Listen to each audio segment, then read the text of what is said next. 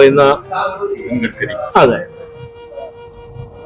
Transport കേന്ദ്ര ഗതാഗത വകുപ്പ് മന്ത്രി. അതെ, ഇദ്ദേഹമാണ് ഇത് ഇനോഗ്രേഷൻ ചെയ്തത്. കപ്പലിലെ ഫെസിലിറ്റീസ് എന്തൊക്കെയാന്ന് പറയാൻ പറ്റും? തുടങ്ങുമ്പോൾ തന്നെ നമ്മൾ സൈറ്റ് സീയിങ് ആണ് സ്റ്റാർട്ട് ചെയ്യുന്നത്. ആ സ്ഥലങ്ങളും നമ്മുടെ കൊച്ചിയിലെ കാര്യങ്ങളൊക്കെ പറഞ്ഞ് അത് കഴിഞ്ഞിട്ട് നമ്മൾ കടലിലോട്ട് കയറുമ്പോൾ ഇവർക്ക് ഒരു സമയം നമ്മൾ കൊടുക്കുന്നുണ്ട്. പുറത്തേക്ക് ഇറങ്ങി നമ്മുടെ ഡെക്കിലും അവിടെയൊക്കെ നിന്ന് ഫോട്ടോസ് എടുക്കാനും അത് അവർക്ക് പ്രത്യേക ഒരു അനുഭവം. അതും ഇന്ത്യൻ രജിസ്ട്രേഷൻ ഓഫ് ഷിപ്പിംഗിൽ നിർമ്മിച്ച ക്രൂസാണ്. അപ്പോൾ അതിൻ്റെതൊരു പ്രത്യേകത എന്തായാലും അവർക്ക് അനുഭവിക്കാൻ പറ്റും.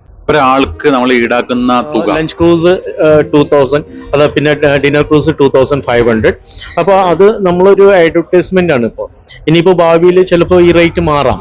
പിന്നെ ഒരു സാധാരണക്കാരൻ്റെ ഒരു കപ്പലിലോട്ട് യാത്ര ചെയ്യണമെന്ന് പറഞ്ഞു കഴിഞ്ഞാൽ ഇപ്പോൾ സാധാരണഗതിയിൽ ഇവിടെ നമ്മുടെ ലക്ഷദ്വീപൊക്കെ പോകാൻ അല്ലെങ്കിൽ ആൻഡമാനിലോട്ടൊക്കെ പോകാന്ന് പറഞ്ഞാൽ ഒരാൾക്ക് കുറഞ്ഞത് ഒരു 30,000 രൂപയെങ്കിലും ചിലവാകും. അപ്പോൾ ആ ഒരു സാഹചര്യമൊക്കെ നോക്കിയിട്ടാണ് ഞങ്ങളുടെ MD നിശ്ചിത് കെ ജോൺ ആണ്, അദ്ദേഹമാണ് ഇങ്ങനെ പ്രൈസൊക്കെ നിശ്ചയിക്കുക. അതായത് സാധാരണക്കാരന് ഒരു കപ്പലിൽ കയറാനുള്ള സ്വപ്നം അത് സാക്ഷാത്കരിക്കുക, അത്രയാണ് പുള്ളിയുടെ ഒരു ആഗ്രഹം ഉണ്ടായിരുന്നത്. പുള്ളിയുടെ വലിയൊരു പ്രൊജക്റ്റാണിത്.